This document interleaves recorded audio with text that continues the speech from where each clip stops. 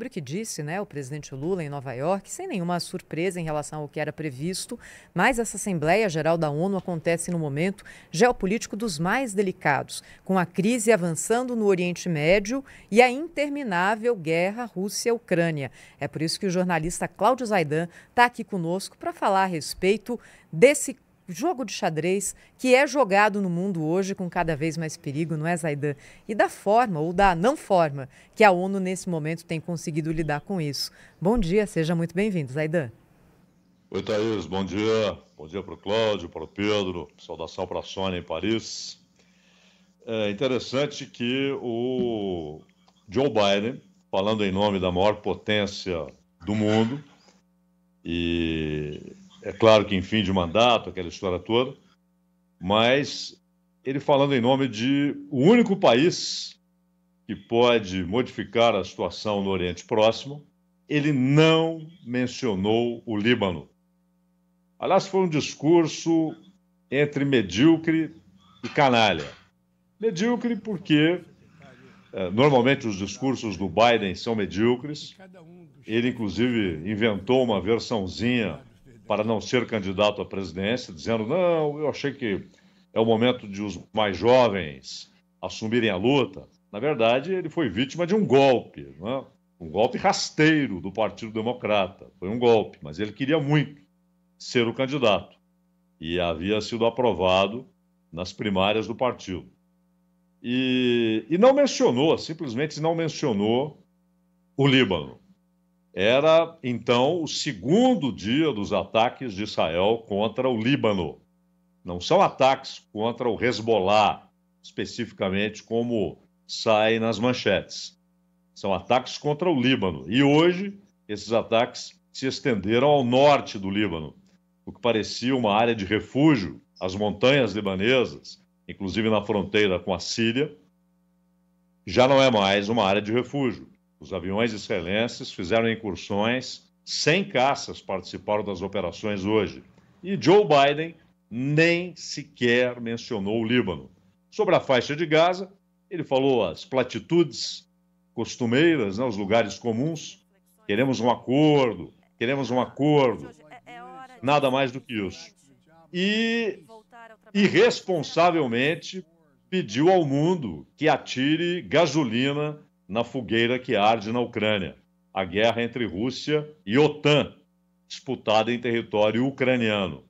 Não é uma guerra entre Rússia e Ucrânia, é uma guerra entre Rússia e OTAN, disputada em território ucraniano. E, irresponsavelmente, o Joe Biden simplesmente disse, continuemos atirando gasolina a esse incêndio. Vamos alimentar esse incêndio, que tem como vítima o povo ucraniano, inclusive com a sua infraestrutura arrebentada. Né? Mas o Biden está saindo, vem aí Kamala ou Trump. Olha, nenhuma perspectiva de mudança.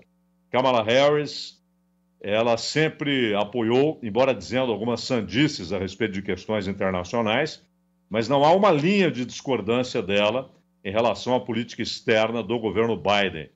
E o Trump, em relação à guerra Rússia e OTAN, ele promete mudanças, diz que acabará com a guerra ainda em janeiro do ano que vem. Aquela coisa, à maneira do Trump, não tanto quanto repleta de basófias as suas declarações. Mas em relação às ações de Israel contra Gaza e contra o Líbano, ou ele fica em silêncio, ou ele apoia integralmente Israel. Então, a saída do Biden não vai modificar isso. O discurso do Lula foi, do ponto de vista de retrato da ONU, foi um bom discurso. Não é? Ele falou sobre a inoperância da ONU e, com relação à Assembleia Geral, o Lula quer que a Assembleia Geral tenha mais protagonismo. É interessante que ele pede uma mudança na Carta da ONU. Não é necessário mudar a Carta da ONU. A Carta da ONU, ela estabelece, a Carta de Fundação da Organização das Nações Unidas, estabelece que a Assembleia Geral é a principal instância deliberativa da ONU. Isso nunca aconteceu. Nunca aconteceu. Não só a ONU em si, mas as suas derivações, Banco Mundial, Fundo Monetário Internacional, Organização Mundial do Comércio, sempre funcionaram de acordo com interesses das potências que dirigem o Conselho de Segurança, porque tem poder de veto, e dirigem todas essas instâncias. Sempre quem preside o Banco Mundial é o indicado dos Estados Unidos. Quem preside o Fundo Monetário Internacional é o indicado da Europa Ocidental. Isso não muda. E a Assembleia Geral, que tem 193 países, além de União Europeia, Vaticano e agora um representante de um hipotético Estado palestino, ontem o Mahmoud Abbas estava lá, foi até saudado pelo Lula, mas esses 193 países aprovam resoluções que são importantes, mas simplesmente são ignoradas. E se chegam ao Conselho de Segurança, se há algum interesse incomodado, ele é vetado. Essa resolução é vetada, ou pelos Estados Unidos, França, Reino Unido de um lado, ou por China e Rússia do outro lado, o que paralisa o Conselho de Segurança. Então, o retrato que o Lula fez da situação atual da ONU é um bom retrato, foi um bom discurso. Só que ele imagina que reformas internas vão resolver o problema, inclusive aumentando o número de países com assento permanente no Conselho de Segurança. Isso nada muda, porque assento permanente não virá acompanhado de poder de veto. Se o Brasil, a Índia, a África do Sul, se um deles ou os três entram como membros permanentes do Conselho de Segurança, eles não terão poder de veto, isso não está previsto. Então, na verdade, eles estarão à mesa, votarão, como votam aqueles que fazem parte do rodízio. Hoje são 10 países, né? E há um rodízio ali entre representantes da Oceania, da Ásia, da Europa, da América do Sul, da América Central, enfim. Mas quem decide são 5. Isso não mudaria. E mais, a ONU foi concebida, já ainda estava vivo o Roosevelt, ela foi concebida, temos aqui uma sinfonia, mas ela foi concebida para funcionar assim. Ela foi concebida para funcionar dessa maneira. Ainda naquelas reuniões de Stalin, Churchill, Roosevelt, ela foi concebida para funcionar assim e não vai mudar. Então é um irrealismo, quase uma utopia, imaginar que a ONU irá se auto-reformar, a Assembleia Geral passará a ter voz ativa e o Conselho de Segurança terá uma representação maior do mundo. Tudo isso é utópico. E, por fim, o discurso do Milei. O Milei me lembra muito o adolescente que precisa chamar a atenção, e aí ele fala, age e tem atitudes típicas daquele que quer mostrar alguma revolta. Então ele chegou lá e disse, agora é diferente, a Argentina não vai fazer o jogo, a Argentina vai proclamar a necessidade de liberdade dos povos contra a tirania da ONU. Isso é uma fantasia, né? Até porque tanto a Organização das Nações Unidas, como a Organização dos Estados Americanos, essas instâncias multilaterais, elas têm dono, elas têm quem as controla, né? E o Milei dizendo um discurso fantasioso, que existe em algumas teorias de que a ONU estabeleceu uma ditadura mundial. A ONU não resolve briga de condomínio.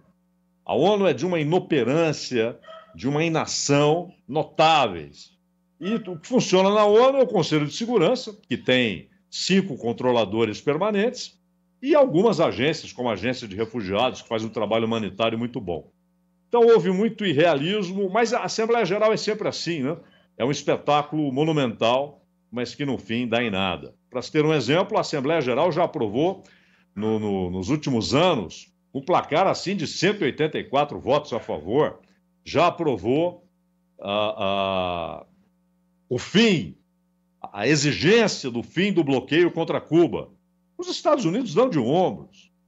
Quando a ONU não autorizou a ação contra Belgrado, Bill Clinton deu de ombros. Deu de ombros, não houve nenhum constrangimento.